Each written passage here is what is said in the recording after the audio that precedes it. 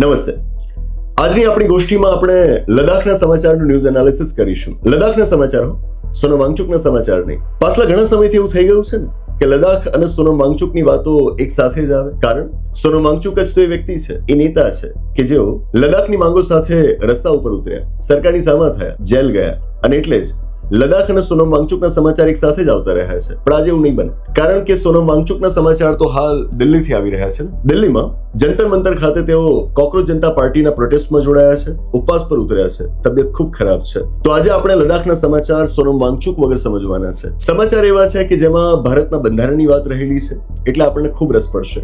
સમજીએ શું છે સમાચાર. હેડલાઇન છે: autonomous hill councils to be extended to all 7 districts of Ladakh. મતલબ લદ્દાખના 7 જિલ્લાઓમાં હવે સ્વાયત્ત પરિષદો બનાવવામાં આવશે, ઓટોનોમસ હિલ કાઉન્સિલ્સ બનાવવામાં આવશે. જે રીતે આપણે ત્યાં જિલ્લાઓની અંદર જિલ્લા પંચાયતો હોય છે ને, એ રીતે ભારતના અમુક રાજ્યોમાં જિલ્લાઓની અંદર આવી ઓટોનોમસ કાઉન્સિલ્સ, સ્વાયત્ત પરિષદો આવેલી હોય છે. જેમ કે ભારતનું બંધારણ અમુક રાજ્યોની અંદર આવી પરિષદો બનાવી આપે છે.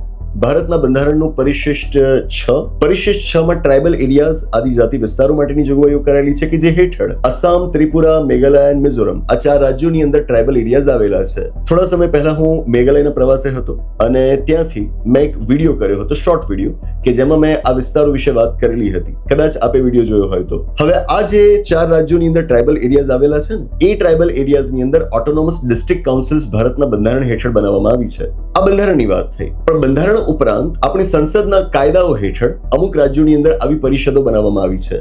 જેમ કે મણિપુરની અંદર તમને આવી પરિષદો મળી આવશે જિલ્લાઓની અંદર. ઇવન પશ્ચિમ બંગાળની અંદર પણ થોડા સમય પહેલા સુધી દાર્જિલિંગની અંદર દાર્જિલિંગ ગોરખા હિલ્સ કાઉન્સિલ આવેલી હતી.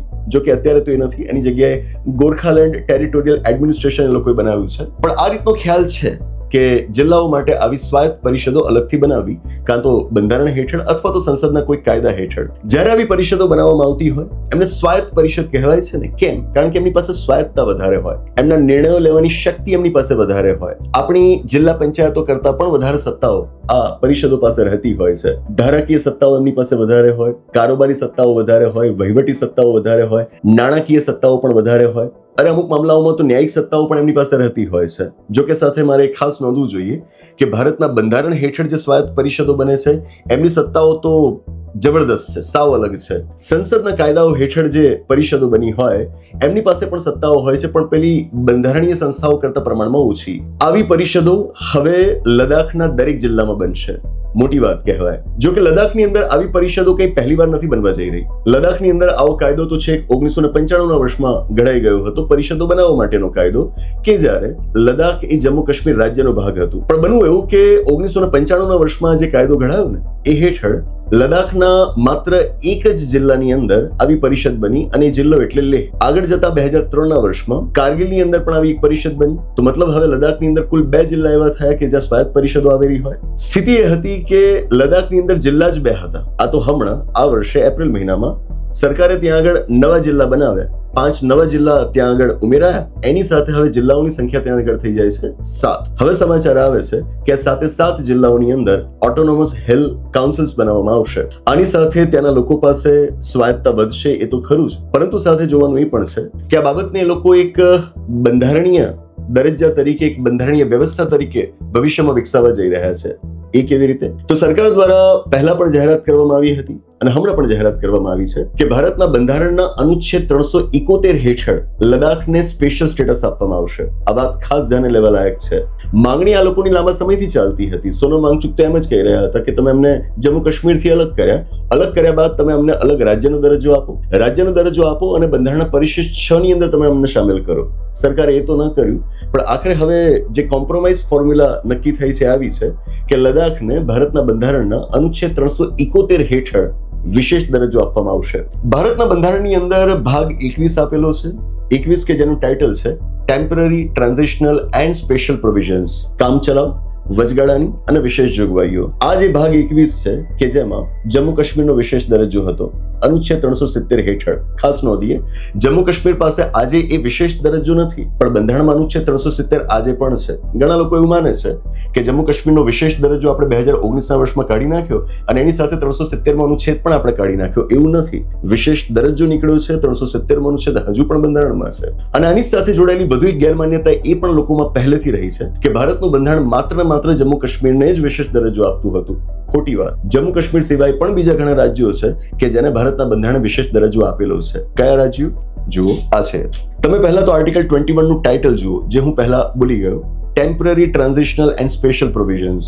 ઘણા લોકો એવા હોય છે કે જેમને આમાં ફક્ત સ્પેશિયલ દેખાય છે કે જો વિશેષ દરજ્જાની વાત છે. એવું નથી. આમાં ટેમ્પરરીની પણ વાત છે, ટ્રાન્ઝિશનલની પણ વાત છે. 370મો અનુચ્છેદ જમ્મુ કાશ્મીર વિશે છે. પછી નીચે વાંચો. 371, 371A, 371B, C, D, E, F, G, H, I, J સુધી છે. અને આ અનુચ્છેદોની અંદર બીજા રાજ્યોને વિશેષ દરજ્જા આપેલા છે. જેમ કે તમે જુઓ 371AG કર્ણાટક માટે સ્પેશિયલ સ્ટેટસ છે.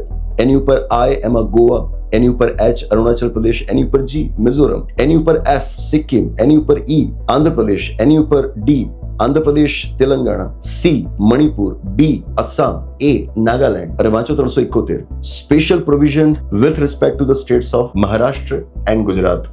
મહારાષ્ટ્ર અને ગુજરાત માટે પણ વિશેષ દરજ્જાની વાત બંધારણમાં કરાયેલી છે 371માં અનુચ્છેદમાં. યાદ રાખજો. મુદ્દે કહેવાની વાત એ છે કે ઘણા બધા રાજ્યો છે, 10-12 જેવા રાજ્યો થઈ ગયા ને કે જેમના માટે વિશેષ દરજ્જાની જોગવાઈઓ બંધારણમાં કરાયેલી છે. હવે આની અંદર એક કેન્દ્ર શાસિત પ્રદેશ ઉમેરાશે અને એ છે લદ્દાખ. આ કમિટમેન્ટ ભારત સરકારે આપ્યું છે અને લદ્દાખના લોકો આ કોમ્પ્રોમાઇઝ સાથે, આ સમાધાન સાથે તૈયાર થઈ ગયા છે. મતલબ કે હાલ લદ્દાખના તમામ જિલ્લાઓની અંદર પહેલા ઓટોનોમસ હિલ કાઉન્સિલ્સ બનાવવામાં આવશે.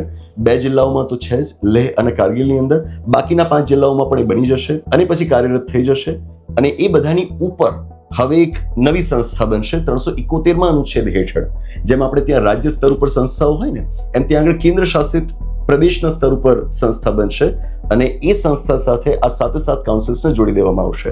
સરકારે કહ્યું છે કે અમે એમના માટે એક યુનિક કસ્ટમાઇઝડ મોડેલ તૈયાર કરી રહ્યા છીએ. કસ્ટમાઇઝડ મોડેલ એટલે કે અત્યારે જે આ બધા મોડેલ્સ તમને અલગ અલગ રાજ્યો માટે દેખાય છે એવું કોઈ નહીં. લદ્દાખ માટે બિલકુલ એક નવું જ મોડેલ તૈયાર કરવામાં આવશે.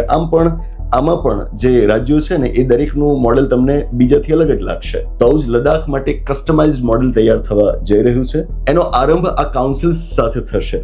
જિલ્લાના સ્તર પર પહેલા એમને સ્વાયત્તતા આપવામાં આવશે અને પછી કેન્દ્ર શાસિત પ્રદેશના સ્તર પર એક વ્યવસ્થા બનાવીને એમની સાથે આ કાઉન્સિલ્સને જોડી દેવામાં આવશે. ઇમ્પોર્ટન્ટ ડેવલપમેન્ટ છે અને આવનારા મહિનાઓમાં આમાં આપણને ખૂબ પ્રગતિ જોવા મળશે. આશા રાખીએ કામ ઝડપથી થાય. લદ્દાખના લોકો ઘણી બધી માંગો સાથે રસ્તા ઉપર ઉતર્યા હતા. જ્યારે જમ્મુ કાશ્મીર રાજ્યનો તેઓ હિસ્સો હતા ત્યારે પણ તેમની માંગ હતી કે એમને જમ્મુ કાશ્મીરથી અલગ જ રાખવામાં આવે. તમે એમને ધાર્મિક દ્રષ્ટિએ જુઓ, સાંસ્કૃતિક દ્રષ્ટિએ જુઓ તો એ જમ્મુ કાશ્મીરથી અલગ જ રહ્યા છે. જેમ કે અહીંયા આગળ મોટાભાગની ટ્રાઇબલ પોપ્યુલેશન છે, મોટાભાગના લોકો બૌદ્ધ ધર્મને ફોલો કરે છે. તો આ સ્થિતિમાં એ જમ્મુ કાશ્મીર કરતા અલગ જ હતા. તો સ્વાયત્તતાની માંગ એમની પહેલેથી હતી, પણ 2019ના વર્ષમાં જ્યારે જમ્મુ કાશ્મીરથી એમને અલગ કરાયા છે ત્યારે એમને લાગે છે કે એમની સાથે વિશ્વાસઘાત થયો, અન્યાય થયો. એમની જે માંગો હતી એ પ્રમાણે ન થયું. જમ્મુ કાશ્મીરથી તો તમે એમને અલગ કરી દીધા, પણ એમને સ્વાયત્તતા શું આપી? અને એટલા જ માટે તો લાંબા સમયથી 2019થી જ ત્યાં આગળ આંદોલન ચાલી રહ્યું હતું.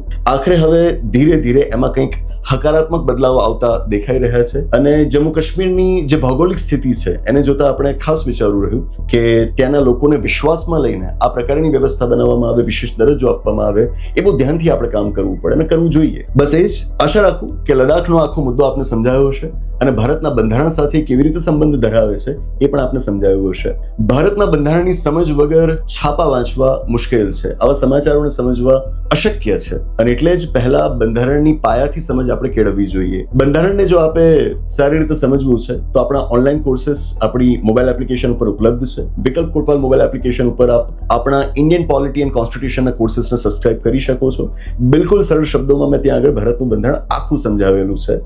યુપીએસસી, જીપીએસસી કે ક્લાસ 3ની પરીક્ષાઓ માટે જ નહીં, એટલું મર્યાદિત વિચાર હું નથી ધરાવતો.